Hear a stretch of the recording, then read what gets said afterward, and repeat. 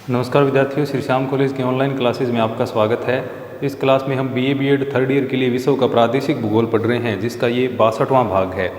विश्व के प्रादेशिक भूगोल में हम चीन का प्रादेशिक अध्ययन कर रहे हैं। चीन के प्रादेशिक अध्ययन में हमने चीन की प्रमुख कृषि फसलों के बारे में पढ़ा था।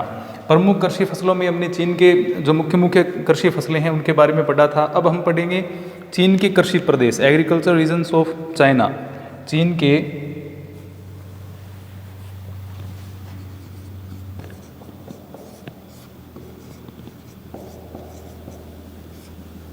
कृषि प्रदेश, चीन के जो कृषि प्रदेश हैं उनको, यानी चीन में लगभग जितनी भी क्षेत्र में कृषि की जाती है उसमें भूमि सर्वेक्षण उसका उपयोग के आधार पर अलग अलग इसके कृषि प्रदेशों में बांटा गया है। चीन की अगर प्रमुख फसलों की हम बात करें तो कृषि प्रदेश के अंतर्गत दो प्रमुख फसलें हैं चीन की।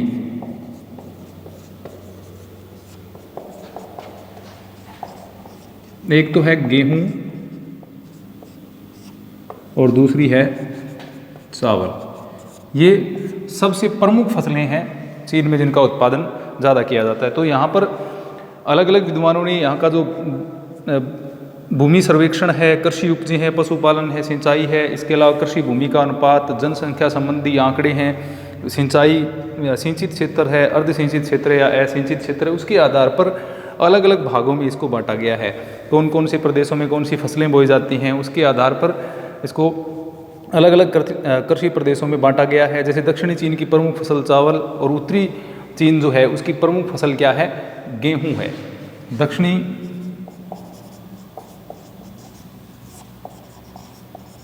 चीन में मुख्यतः चावल बोया जाता है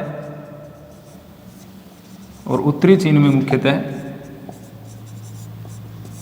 गेहूं बोई जाती है।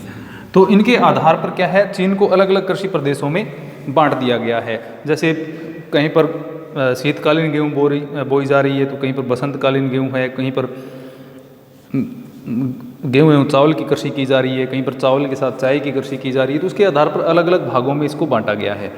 सर्वप्रथम जो चीन का कृषि वैज्ञानिक वर्गीकरण हुआ वो जे.एल. बक के द्वारा किया गया था। यानी चीन को सर्वप्रथम कृषि प्रदेशों में किसने बांटा? जे.एल.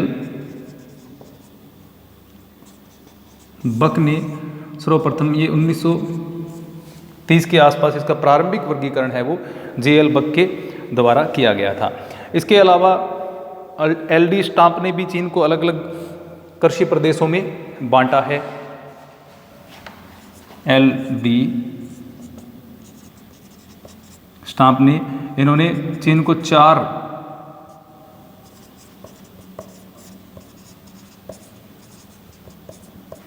कृषि प्रदेशों में विभक्त किया है। तो इस प्रकार अलग अलग विद्वानों ने चीन को अलग अलग कृषि प्रदेशों में बांटा है। जैसे सबसे पहले हम एल.डी. स्टाम्प के द्वारा जो कृषि प्रदेशों का विभक्तीकरण किया गया है, 4 भागों में जो बांटा गया है, उसके बारे में देखते हैं। तो दक्षिणी चीन अथवा चावल प्रदेश, जैसा कि हम जानते हैं दक्षिणी चीन जो विशेषतः यांगटी सीकियांग नदी का जो डेल्टाई भाग है, या इसको हम कह सकते हैं मानसूनी क्षेत्र जो है चीन का, वो सबसे पहला कृषि प्रदेश है। ये दक्षिणी चीन या चावल कृषि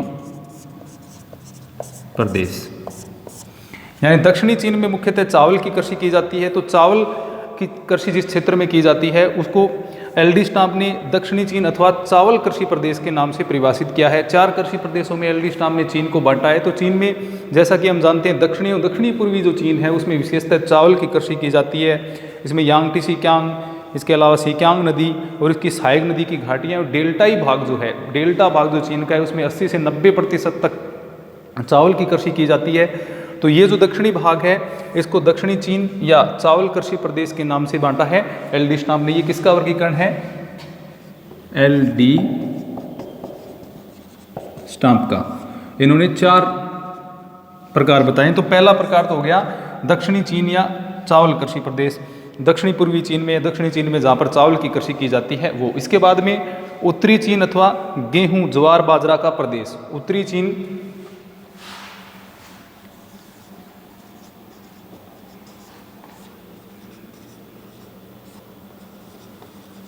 अथवा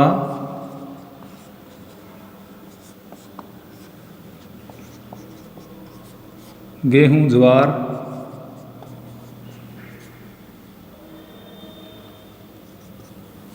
बाजरा प्रदेश। तो ये भाग जो है उत्तरी चीन में मुख्यतः, जैसा कि हम जानते हैं उत्तरी चीन में वर्षा कम होती है, सिंचाई की सुविधा थोड़ी कम उपलब्ध है, तो इस प्रदेश में गेहूं की कृषि की जाती है, इसके साथ में ज्वार और बाजरा भी बोया जाता है। तो दूसरा जो उत्तरी चीन का भाग है उसको एल.डी. स्टाम्प ने कहा है गेहूं ज्वार या बाजरा का प्रदेश उत्तरी चीन, अथवा इसको हम कह सकते हैं गेहूं ज्वार बाजरा का प्रदेश। उत्तरी चीन में वर्षा कम होती है दक्षिणी पूर्वी चीन की तुलना में, तो यहाँ पर चावल की जगह गेहूं मुख्य फसल के रूप में बोई जाती है। जैसा कि हमने पढ़ा था, जो हांगहो घाटी वाला या हांगहो नदी की घाटी वाला जो प्रदेश है, हांगहो प्रदेश के उत्तरी जो भाग हैं यानी लोएस का मैदान जो है उसके उत्तरी भाग में शीतकालीन बसंतकालीन गेहूं बोया जाता है, और दक्षिणी भाग है उसमें शीतकालीन गेहूं बोया जाता है, क्योंकि उत्तरी भाग है वो शीतकाल में हिमपात होता है, इसके कारण गेहूं की कृषि है वो वहाँ पर नहीं की जा सकती। तो इस प्रकार से उत्तरी चीन में जो लोएस के मैदान का उत्तरी भाग है उसमें तो बसंतकालीन गेहूं बोया जाता है, और जो लोएस का मैदान है उसके दक्षिणी भाग में शीतकालीन गेहूं है वो कृषि की जाती है। तो उस प्रदेश को उत्तरी चीन अथवा इसको हम गेहूं ज्वार बाजरा का प्रदेश कह सकते हैं। इसके बाद तीसरा भाग है मध्य चीन अथवा गेहूं चावल का प्रदेश। ये बीच का जो भाग है इसको हम क्रम से पढ़ें, 1 नंबर, ये 3 नंबर हो गया, मानिए ये 2 नंबर, इसको मध्य चीन या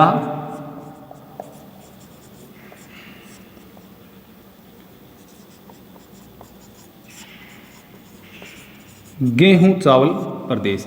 तो मध्य चीन या गेहूं चावल का प्रदेश हम इसको कह सकते हैं। मध्य चीन में जैसा कि हम जानते हैं ये वाला जो क्षेत्र है इसमें वर्षा भी ठीक ठाक होती है। इसके अलावा यांगटीसी क्यांग नदी की घाटी का क्षेत्र या फिर हांगहो नदी की जो घाटी है उसका दक्षिणी भाग जो है उसमें चावल की कृषि भी की जाती है, और साथ साथ में यहाँ पर गेहूं की कृषि भी की जाती है। अनुकूल जलवायु वाला जो क्षेत्र है ये, और कृषि के लिए सर्वाधिक उपयुक्त क्षेत्र हम इसको कह सकते हैं। तो यहाँ पर गेहूं के साथ साथ में चावल की कृषि भी की जाती है। तो ये दूसरा कृषि प्रदेश हो गया। पहला दक्षिणी चीन का चावल कृषि प्रदेश, दूसरा है मध्य चीन का जिसमें गेहूं एवं चावल दोनों की कृषि की जाती है, और तीसरा बताया एल.डी. स्टाम्प ने उत्तरी चीन अथवा गेहूं ज्वार बाजरा का प्रदेश जिसमें वर्षा की कमी है या वर्षा कम होती है। इसके अलावा नंबर 4 जो है वो है मंचूरिया वाला प्रदेश। जैसा कि हमने पहले पढ़ा था, मंचूरिया का जो क्षेत्र है वहाँ पर वर्षा कम होती है। मंचूरिया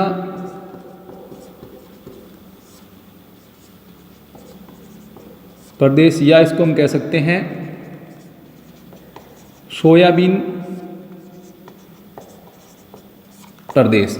तो ये एल.डी. स्टाम्प के अनुसार 4 प्रकार हो गए। जो मंचूरिया या इसको हम कह सकते हैं उत्तरी पूर्वी जो चीन है उसमें विशेषतः मंचूरिया में सोयाबीन की कृषि यहाँ पर की जाती है।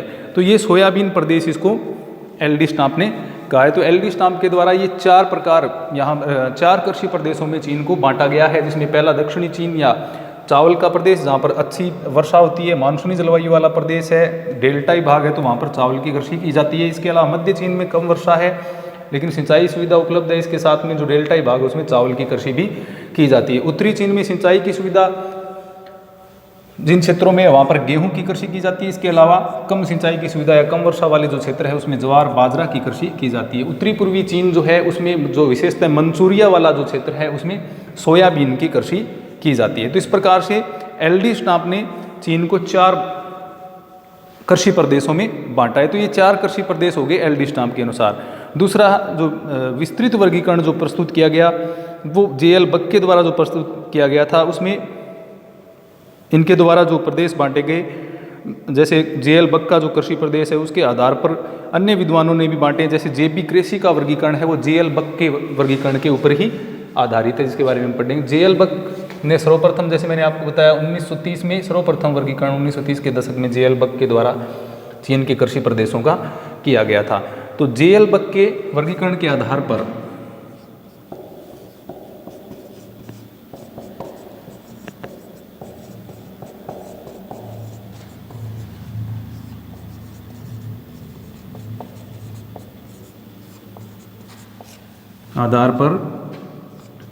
जे.बी.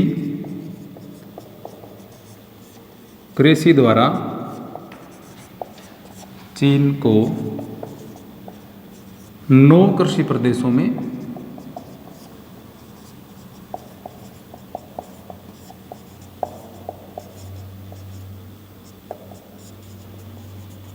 बांटा गया। तो जेल बक जो थे उनके वर्गीकरण के आधार पर किसने वर्गीकरण किया? जे.बी. क्रेसी ने। और उसने चीन को कितने भागों में बांट दिया? 9 कृषि प्रदेशों में बांट दिया। देखते हैं 9 कृषि प्रदेश कौन कौन से हैं। सबसे पहले उसने बताया मंचूरिया का सोयाबीन प्रदेश। जैसे कि एल.डी. स्टाफ ने बताया था वही वर्गीकरण इनके द्वारा कुछ प्रदेशों का किया गया। तो सबसे पहला जो भाग आया वो था उत्तरी पूर्वी या मंचूरिया का सोयाबीन प्रदेश। नंबर 1 मंचूरिया का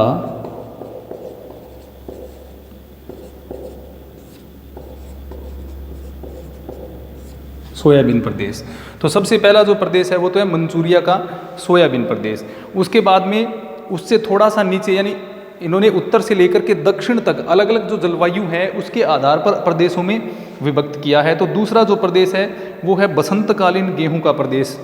नंबर 2, ये जो पूरा क्षेत्र है इसको हम क्या कह सकते हैं? बसंतकालीन गेहूं का प्रदेश कह सकते हैं।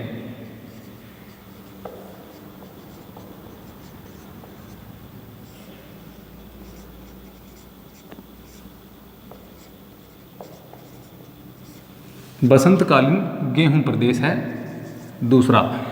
तो जैसा कि हमने पढ़ा लोयस का मैदान के जो है उसके उत्तरी भाग में, लोयस के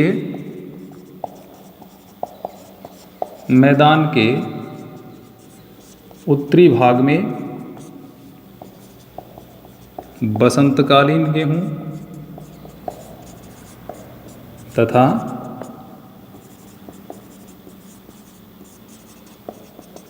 दक्षिणी भाग में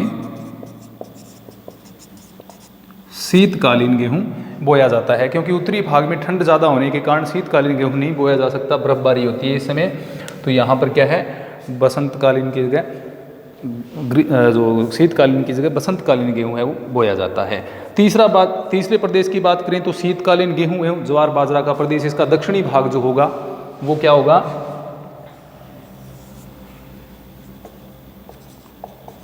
शीतकालीन गेहूं तथा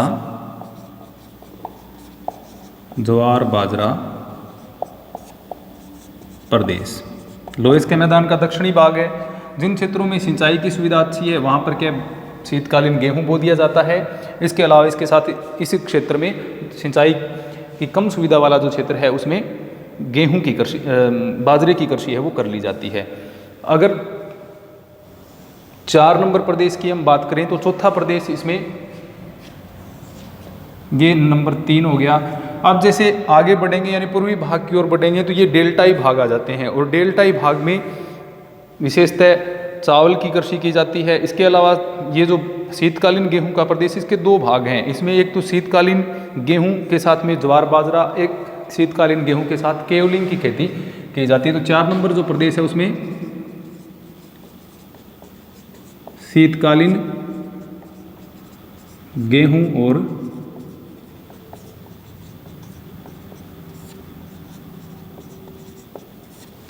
केवलिंग प्रदेश इसको कहा जाता है। तो ये 4 नंबर प्रदेश है जिसमें शीतकालीन गेहूं एवं केवलिंग की कृषि की जाती है। इसके अलावा नंबर 5 जो है वो है यांगटीसी का गेहूं चावल प्रदेश।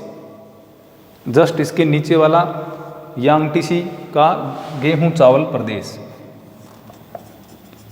गेहूं चावल प्रदेश। गेहूं एवं चावल की कृषि इस प्रदेश में की जाती है, यांगटीसी का। तो ये है 5 नंबर। अब इसके पश्चिमी भाग में जो प्रदेश है वहाँ पर इसको हम कहेंगे जेचुआन चावल प्रदेश, जो कि 6 नंबर का है। जेचुआन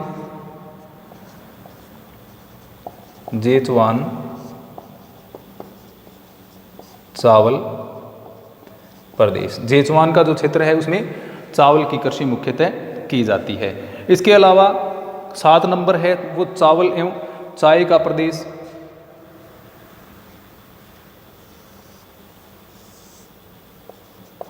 चावल एवं चाय का प्रदेश। इसके बाद में 8वां जो प्रदेश आता है, 8वें प्रदेश में 2 फसली चावल यानी 2 बार जो चावल बोया जाता है। जैसे कि हमने चावल की कृषि में पढ़ा था, चीन का जो दक्षिणी पूर्वी भाग है यहाँ पर 2 फसली चावल यानी वर्ष में चावल की 2 फसलें इस क्षेत्र में ली जाती हैं। इसके अलावा ये दक्षिणी चीन का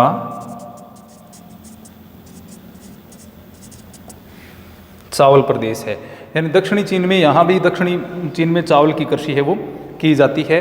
तो इस प्रकार से 1 नंबर जो जेबी कृषि ने बताया मंचूरिया का सोयाबीन प्रदेश। उसके बाद में जो दूसरा प्रदेश है,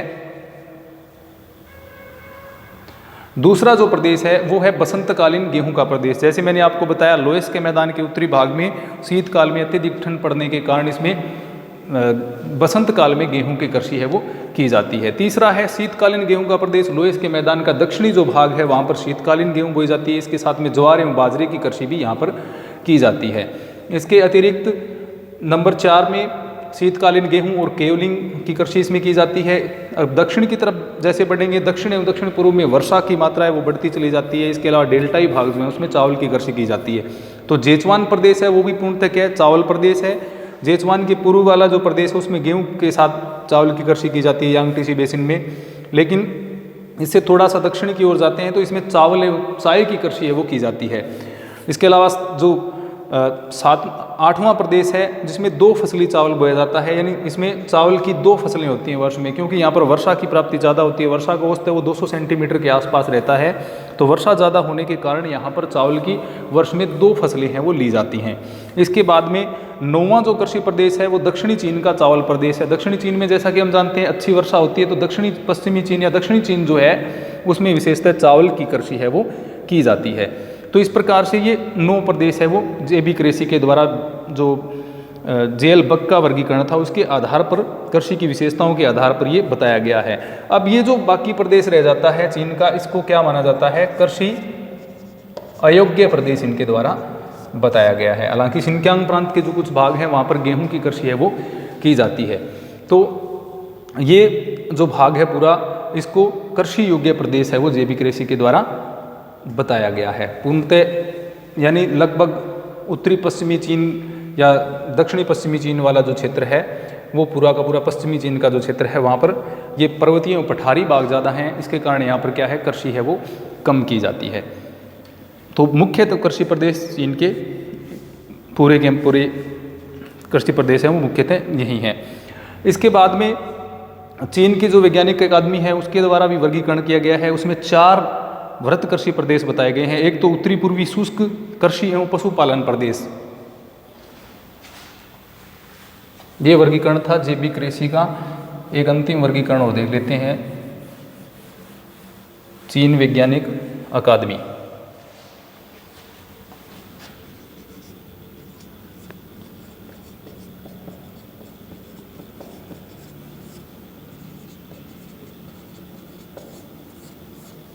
इसमें सबसे पहले तो क्या है, उत्तरी पूर्वी शुष्क प्रदेश, या इसको साथ में पशुपालन प्रदेश भी नाम दिया गया है। उत्तरी पूर्वी शुष्क कृषि एवं पशुपालन प्रदेश,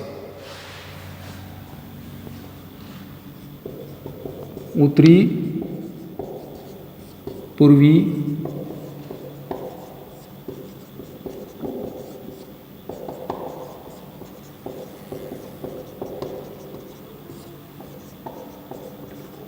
पशुपालन प्रदेश।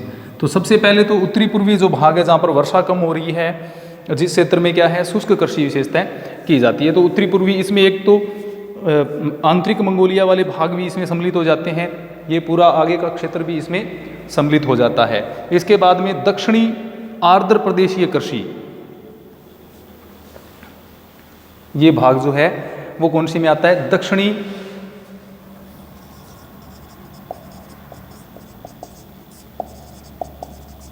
आर्द्र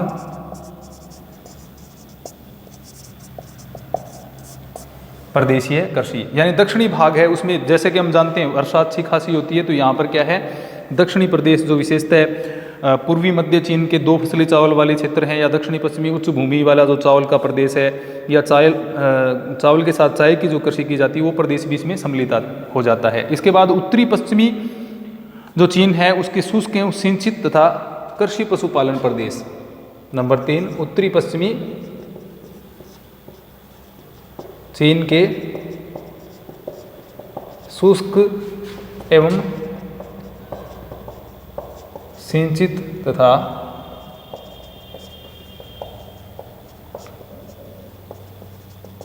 पशुपालन प्रदेश। तो तीसरा भाग जो बांटा गया है वो उत्तरी पश्चिमी चीन का, जिसमें आंतरिक मंगोलिया या निंगशिया, होन्साकी इस क्षेत्र के, या उत्तरी शिनक्यांग प्रदेश जो है, दक्षिणी शिनक्यांग जो प्रदेश है उसी में सम्मिलित हो जाता है। इसके बाद में चौथा जो प्रदेश है वो संघाई तिब्बत उच्च भूमि,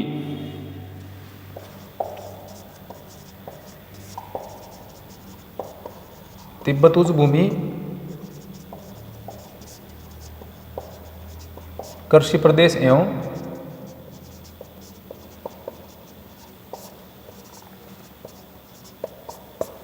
पशुपालन प्रदेश। तो इस प्रकार से जो चीनी वैज्ञानिक अकादमी का वर्गीकरण है उसमें एक तो उत्तरी पूर्वी शुष्क कृषि प्रदेश है, इसके साथ साथ में पशुपालन वाला प्रदेश बांटा गया है। दूसरा दक्षिणी जो आर्द्र कृषि प्रदेश है उसको सम्मिलित किया गया है। तीसरा उत्तरी पूर्वी चीन वाला जो शुष्क एवं सिंचित प्रदेश पशुपालन प्रदेश, और 4 नंबर जो है वो तिब्बत उच्च भूमि वाला कृषि प्रदेश एवं पशुपालन प्रदेश सम्मिलित किए गए हैं। तो ये थे चीन के कृषि प्रदेश। धन्यवाद।